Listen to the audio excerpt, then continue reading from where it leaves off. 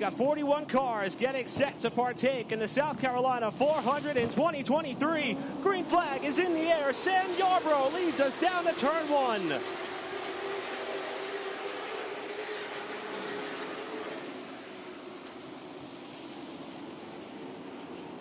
Yarbrough trying to get the jump on Josh Berry to lead lap one. He is clear of the Kevin Harvick Incorporated 62. Yarbrough's teammate up to third. Lap one to the 95 of the pole sitter, Yarbrough. And already we're going to see a much different race play out than what we saw in qualifying, as the pace is going to, what we would imagine, significantly drop off over what these cars were capable of running just a couple of hours ago. But for now, Yarbrough leading the field back to lap two. Berry looking content to ride in line, and great supporter, that Keen's Corvette Parts.net machine. And you could see him pass by your race leaders there, trying his best to get down to the bottom. The rest of the field reacting, the spotters heads up, as he may be able to make it all the way back around before getting to the pit area. All the while, we got a battle for the lead. Josh Berry, fastest car in qualifying, had to start second, and it's not going to take him long to work his way to the front. Coming around to complete lap 6, Josh Berry to the point. And he's in good company. Just a handful of cars further ahead of him. We mentioned the ARCA champion, William Sawalich, as Junior gets a drive there. That's Doug Barnes in the 88. The Ferrari, Sawalich almost got squeezed to the fence, and Junior had to make evasive action. Well, and a couple of cars right there, and both Barnes and Earnhardt, who had some nose damage that may have resulted from part of the track coming up. Saw a picture yesterday of Trent Barnes' grill cover. He was practicing yesterday as he slides up the racetrack after a bump from Sawalich. May not have appreciated that too much, where he had part of the racetrack go entirely through the grill cover. His water temp was 180, and he was spewing water, so they had to replace the entire radiator on that car. And Dale Earnhardt Jr., second practice today, pulls it in with a significant amount of nose damage. But as you can see, they've done a lot of handiwork on that number 3 car to put it out here and in better condition for this race. Trying to get the one race that is, trouble front straightaway. Big contact there as Truett Miranda spins across Stacy Puryear's bow, and there's heavy contact. Look at the back end. Oh, that's a little bit of contact as Travis Truett gets run to the back of here. That's the 70 with Stuart Ricks that made a little bit of contact with Travis Truett. And unfortunately, Stacy Puryear is just an innocent bystander. This is going to be the race break. Right as the last car completed the 100th lap of this race, the yellow flag has flown. Let's see what this portion of the race has in store.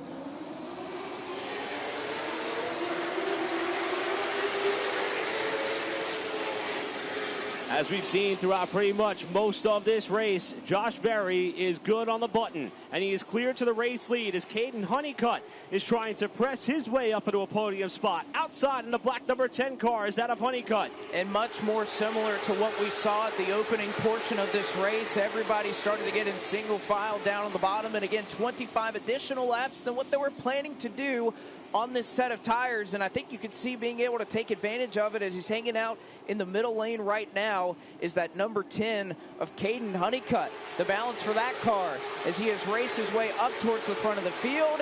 Does he sit behind the veteran and Josh Berry, or does he elect to try and take the race lead himself? And look at the front of the pack, accordion together with Honeycutt trying to protect both lanes. They were 3 wide for a lap there amongst many good friends in Zilish and Carson Quapple. Cade Brown was a part of that as well, and Honeycutt backed up to the rest of the field. Now Cade Brown looks for a move on the top side. The door is shut by Honeycutt, as now Honeycutt electing to save his tires. Cade Brown going to try to go to the front of the field. New race leader at lap 110 is that number 23.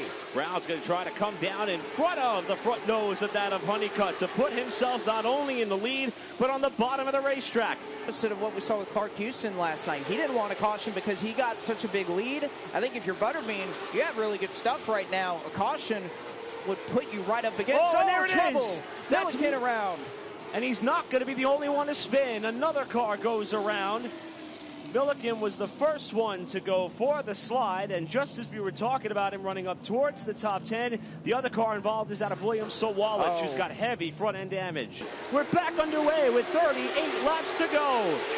And Junior out of line, 3 wide further back in the field, and there may not be enough room for all of them to make it. It was Stephen Nassy that he had contact with and won, but they continue to roll on here. Better launch for Quapple off the jump. They'll be neck and neck for the race lead between Quapple and Brown. Still 3 wide in the midfield. That's Josh Berry running up the hill into the side of Laney Bice while the battle for the lead continues on the backstretch. Quapple surges forward. And Quapple jumping up to the top side. Haven't seen him really run up there all night long, but as you can see, both of these cars sliding off at turn 4. The patience is done. These drivers are going to get back to the throttle. If they have tire left, by God, they're going to use them. Still side by side for the race lead. Honeycutt, he's emerged into the third position rather, as one car slow at the top end of turn 2. Let's see if Truett Miranda can make it around. And it doesn't look like that's going to be the case. Caution flag is out. We're back underway with 36 to go.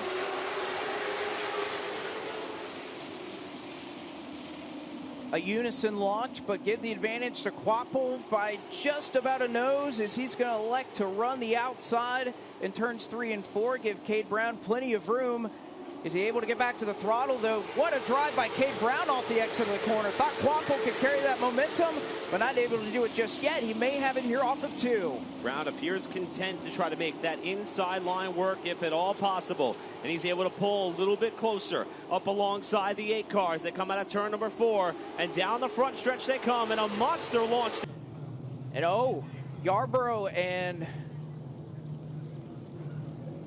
that was further up the road, and I think that was in reaction to that contact that was a little bit further ahead. There's the aftermath as Josh Williams makes heavy contact. Carson Quapple outside the leader. Cade Brown on the bottom. We're back underway. Watch Josh Berry outside in the 62, trying to follow Quapple up towards the front of the field. See the separate line that he was willing to take through the middle there. Brown still challenging on the bottom. But Berry, no patience at all. Is he going to make it 3 wide? He thought about it there for a moment, but no doubt about it, that 62 is fast, and he's saved. He's ready to get going. And then Huffman slow on the front straightaway and rolling to a stop with the battle for the lead continuing in 3 and 4. That is Huffman's car that elected to forego the pit entry lane and stop on the front straightaway. Brown and Quapple bring us back down for the restart. It appears there will be a fuel pickup issue for Huffman, and he wasn't able to get out of the pit area. So it appears as if his night will be done. But up front, great launch from Cade Brown. Here comes Caden Honeycutt. What a move off of 2. He'll pull up alongside with Carson Quapple. Honeycutt outside of Quapple. That's for second. Pass made in the turn 1. Moved up to not only make the pass, but also to take over the top side. Now Bice gets loose on the outside. Look at this racing. Contact there. Junior into the side. Laney Bice off of 2, and they somehow keep it straight. Hard checkup there. And Junior able to back out of it. A little bit of contact definitely made. But somehow that could have been a lot worse. All for naught as they continue to allow Cade Brown to build on his advantage. And a little bit of contact. Probably you can see that car starting to bottom out a little bit. Brown now in position to perhaps be able to lay claim to an opportunity. Was that one car that stopped? There's one car that's sitting on the outside of turn 1. And that may have been, you just mentioned that may have been Doug Barnes. Oh, and Quapple! Something happened to Quapple's car there. A very awkward hop, skip, and a jump there in turn 3. Did something break on the right front of that car? That was the second time he went through the high side of 3 and 4. And Quapple had an issue. And yeah, that was Doug Barnes right there. The South Carolina 400 is 7 laps away from seeing who ends up in victory lane.